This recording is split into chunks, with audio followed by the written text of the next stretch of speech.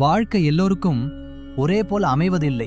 ஒரு சிலருக்கு எல்லாம் எளிதில் கிடைத்து விடுகிறது, ஒரு சிலருக்கு மிகுந்த காலதாமதம் பிறகே கிடைக்கின்றது, இன்னும் சிலருக்கு எவ்வளவு முயற்சிகள் செய்தாலும் தடைகள் மேல் தடைகள் ஏற்பட்டு கொண்டே இருக்கும்.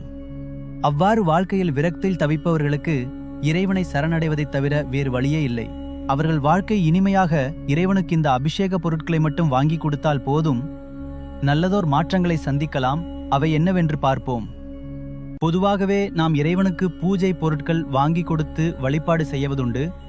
அதில் நாம் வாங்கி கொடுக்க வேண்டிய முக்கியமான பொருள்தான் தேன். இந்த ஒரு பொருளை மட்டும் கொண்டு அவர்கள் இறைவனுக்கு அபிஷேகம் செய்து வழிபாடு செய்யும் பொழுது அவர்கள் வாழ்க்கையே மாறுகிறது.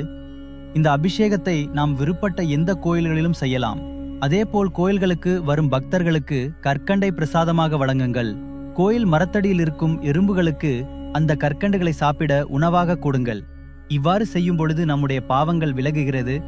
மனிதனுக்கு இனிமையான வாழ்க்கை காட்டிலும் எந்த சூழ்நிலையிலும் இனிமையாக நடந்து கொள்ளும் பக்குவமே தேவைப்படுகிறது.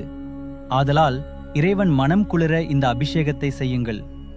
அவன் உங்கள் மனதை குளிர வைப்பான்.